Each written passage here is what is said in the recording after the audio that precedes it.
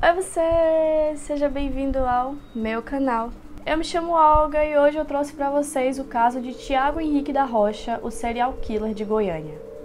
Roda a vinheta.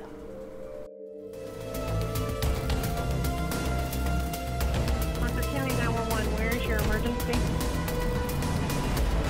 My house.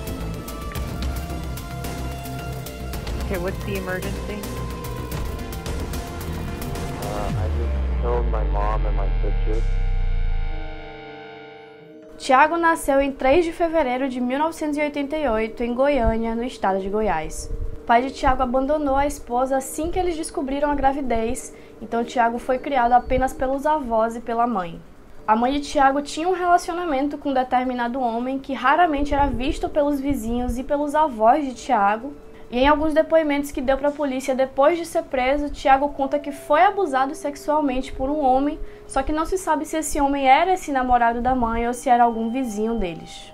A mãe de Thiago trabalhava o dia quase inteiro como empregada doméstica para conseguir sustentar o filho, então ela mal o via durante o dia.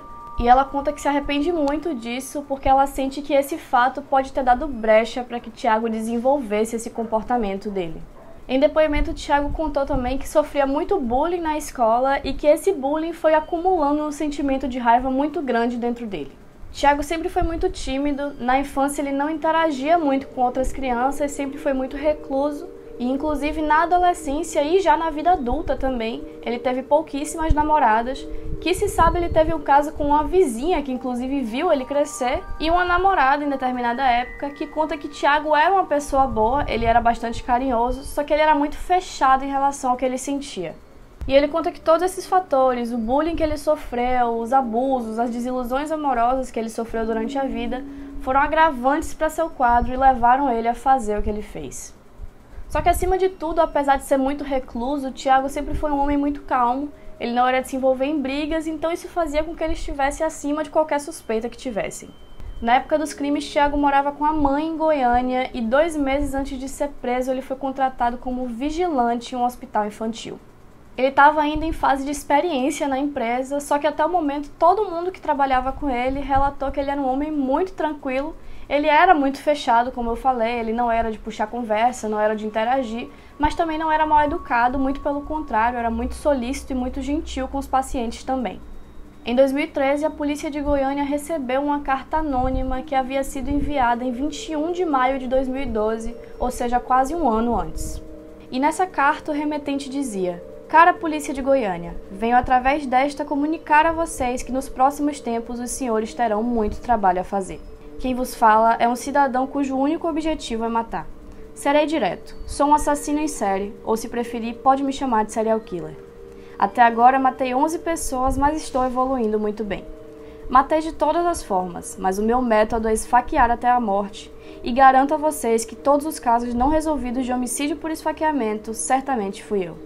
Não tentem me parar, pois vou até o fim disso. Boa sorte a vocês, assinado Facada." Só que por algum motivo, apesar da carta ser bem explícita, a polícia não deu bola para aquilo e apenas arquivou a carta. E a situação prosseguiu assim, até que em janeiro de 2014 o seguinte áudio começou a circular nos grupos de WhatsApp de Goiânia. Amigas, é o seguinte, tô mandando essa mensagem para todas as minhas amigas e eu queria que vocês mandassem também para todas as amigas de vocês e para todas as meninas que vocês conhecem.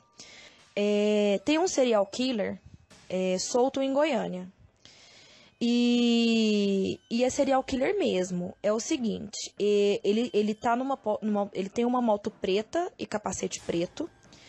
Ele, em qualquer lugar, seja lugares que tem muitas mulheres, estabelecimentos, residências, enfim, ele aborda a pessoa na rua, pede o celular armado. Quando a menina vai dar o celular, ele atira na menina, ele não rouba a menina e ele foge. Então, ele já matou 12 meninas aqui em Goiânia. Geralmente, os ataques estão acontecendo no Jardim América, no Sudoeste e na Nova Suíça. E ela pediu um alerta muito grande, porque eles estão quase pegando esse cara, e pediu para não espalhar para homens, pediu para espalhar só para as mulheres. Então esse é um alerta para as mulheres, porque é uma investigação sigilosa para o cara não fugir de Goiânia. Então, eu queria que, tipo assim, a pedido dela, né, ela falou assim, que qualquer lugar à noite, assim, seja à noite no final da tarde, se vocês verem um motoqueiro parado de capacete preto, e se ele tiver de capacete parado em algum lugar, chama a polícia. Então, se cuidem, tá? Repassem essa mensagem para todas as suas amigas e cuidado. E logo após a viralização desse áudio, a polícia de Goiânia veio a público para falar que era mentira, que aquele áudio era fake news inventada para sair aterrorizando a população, só que infelizmente eles estavam errados. Entre janeiro e outubro de 2014, mais 15 mulheres foram assassinadas da mesma forma, onde um homem usando capacete preto, dirigindo uma moto preta, encostava próximo às mulheres forjando um assalto e atirando em seguida, seguindo exatamente o que o áudio narrava. E mesmo assim a polícia seguia fechando os olhos para a situação e alegando que não havia nenhum serial killer na cidade. A primeira vítima foi Bárbara Luísa Ribeiro, de 14 anos, que foi morta enquanto esperava a avó em uma praça.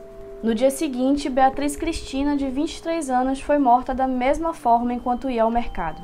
Poucos dias depois, Arlete Carvalho, de 16 anos, foi assassinada no meio de uma rua com um tiro no peito. Essas foram só algumas das primeiras vítimas, mas foi só após a morte de Ana Maria Duarte, em 14 de março, que a atenção da polícia foi voltada para o caso. Ana Maria era assessora parlamentar e filha de um promotor da justiça. A partir disso, a polícia começou a investigar a fundo o caso, e na investigação eles perceberam a presença do mesmo homem em algumas imagens das câmeras de segurança que ficavam próximas dos lugares onde os crimes aconteciam.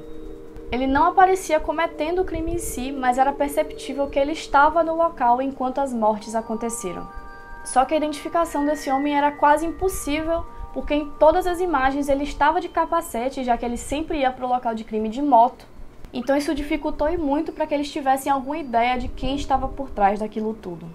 Para se ter noção, o retrato falado que foi divulgado na imprensa dele foi esse aqui. Só em outubro de 2014 foi que a polícia conseguiu uma informação que foi crucial para que eles dessem um passo maior. Uma moto preta foi fotografada por um radar de trânsito ao ultrapassar a velocidade em um lugar bem próximo de onde o crime aconteceu. Só que a placa que estava na moto era uma placa roubada, então foi meio que 2 passos para frente e 1 para trás. Foram avaliadas mais de 300 horas de filmagem de câmera de segurança e mais de 50 mil multas de trânsito. Outra pista que ajudou na investigação foi que já havia uma denúncia contra um homem com as mesmas descrições que a polícia procurava. Esse homem tinha sido denunciado por furtar a placa de uma motocicleta que estava no estacionamento de um supermercado e as câmeras de segurança do local tinham gravado a cena. Todas essas pistas possibilitaram que a polícia emitisse um mandado de prisão para um homem branco, alto, com mais de 1,80 de altura, corpo atlético, cabelos negros e curtos, portando uma moto preta com a placa adulterada e usando um capacete preto. Ou seja, caso algum policial visse ou recebesse a denúncia de um homem com essa descrição, ele estava autorizado a prendê-lo imediatamente. E eu sei que essa descrição parece muito vaga, mas foi a única forma que eles encontraram de chegar o mais perto possível de solucionar o caso. No dia 14 de outubro de 2014, Tiago Henrique da Rocha foi preso e encaminhado à Delegacia Estadual de Investigação de Homicídio de Goiânia, onde confessou os crimes. Tiago foi interrogado por 8 delegados e foi descrevendo os homicídios um por um, numerando eles, até chegar no 39º assassinato. Ele contava os crimes com todos os detalhes possíveis e imagináveis, inclusive ele chegou a corrigir os investigadores por diversas vezes. E ele disse inclusive que procurava saber o nome das suas vítimas no dia seguinte do crime, assistindo o noticiário ou algo do tipo, porque ele mantinha uma lista com o nome de todas as pessoas que ele já matou. Tiago contou que inicialmente matava moradores de rua, pois era mais fácil já que ninguém investigava. Ele disse que seu primeiro assassinato foi em 2011, quando ele matou Diego Martins, de 16 anos. Ele chegou a levar os policiais ao local do crime e ao lugar onde ele havia enterrado o corpo de Diego. Tiago contou que a sua motivação era única e exclusivamente a raiva que ele sentia no peito, que era uma raiva tão grande que ele não via outro meio de extravasar essa sensação que não fosse matando alguém. Ele conta que de início ele saía na rua e escolhia a pessoa que ele ia matar na hora, que ele não tinha nenhuma preferência. No caso, ele batia o olho na pessoa e sentia aquela raiva, então ele sabia que era ela que ele tinha que matar. E só em 2014 foi que ele passou a ter preferência por mulheres. Tiago foi diagnosticado como um psicopata imputável, ou seja, que pode ser julgado pelos atos praticados. Na semana em que foi preso, ele deu uma entrevista pedindo perdão aos familiares das vítimas e também à sua mãe por tudo que ele cometeu. 2 dias depois da prisão, Tiago tentou cometer suicídio na cela, cortando os pulsos com uma lâmpada quebrada.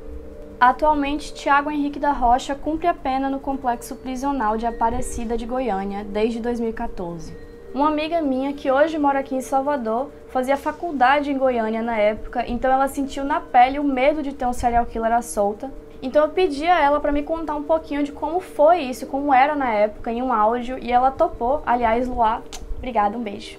Então eu vou colocar aqui para vocês ouvirem o relato dela. Então, amiga, deixa eu te contar um pouco como que foi, né, viver nessa época e no local que aconteceu essa tragédia. Foi em 2014, eu estava com 19 anos, quase 20, e eu não morava em Goiânia, na capital. Eu morava em um interior chamado Guapó, que fica a 25 quilômetros de Goiânia. Só que eu fazia a faculdade em Goiânia, então todos os dias eu precisava pegar ônibus para ir para voltar da faculdade. Fazia faculdade à noite e eu lembro que foi muito desesperador. Toda a minha família começou a ficar muito preocupada. Lembro que por assim umas 2 semanas do início dos assassinatos se tornarem públicos, né? Meus pais me levavam para a faculdade de carro todo santo dia. Por muitas vezes ficavam esperando minha aula acabar para eu não ter que ficar dependendo de ônibus, não sair na rua sozinha, especialmente à noite. Mas eu fiquei sem sair, assim, para curtir com os meus amigos, minhas amigas, especialmente amigas, né, mulheres, porque os pais de ninguém deixavam a gente sair. Cada vez que eu tava na rua e que via uma moto, eu já tinha uma leve crise de ansiedade, foi aterrorizante. Lembro que a população toda ficou muito assustada, muito apavorada, porque se eu não me engano, o tempo de um crime para outro, de um assassinato para outro, era muito curto. Especialmente as minhas amigas que tinham assim, o perfil das vítimas, elas ficavam desesperadas, literalmente deixaram de sair de casa, nem para ir para a faculdade. Eu tive amiga que deixou de ir para a faculdade durante 15 dias, porque estava com medo. Se saíam, era só acompanhadas de amigos, homens, ou acompanhada dos pais, nunca sozinha. E foi o período aí até ele ser pego. Sendo que, quando ele foi preso, que divulgaram a imagem do rosto dele, eu ouvi vários comentários, né? Porque ele é bem apessoado, bem apresentável. E eu ouvi vários comentários que, embora sabendo de tudo que ele tinha feito, que ele tinha cometido, várias pessoas começaram a romantizar a pessoa dele. E falando, nossa, mas para um serial killer, ele é até bonito. Ah, se ele não fosse um serial killer, eu pegaria, e não sei o quê.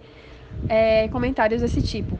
Mas foi uma época bem difícil pra gente, especialmente porque, embora Goiânia seja uma capital, não é uma capital tão grande assim, sabe? É uma capital com uma pegada de interior. A gente ficou meio chocado por um fato tão grande assim. Ter um assassino em massa, um serial killer, em um lugar que sempre foi tão, sabe, aconchegante e com essa pegada de interior mesmo, tão familiar, assim, entre aspas. Como ela falou, Tiago conseguiu muitas fãs, assim como outros serial killers que eu já trouxe aqui no canal, como Ted Bundy e Richard Ramirez, que tinham várias mulheres babando por eles, mesmo sabendo de tudo que eles fizeram.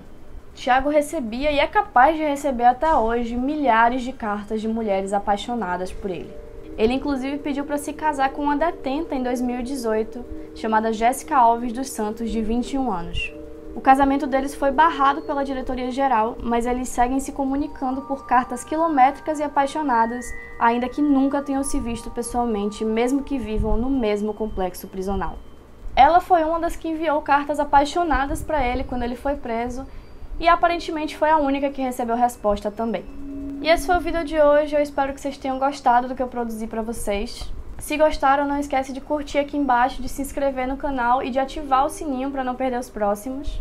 Comenta aqui embaixo o que é que você achou desse caso e não esquece de sugerir temas novos para os próximos vídeos. E é isso, um beijo e até a próxima.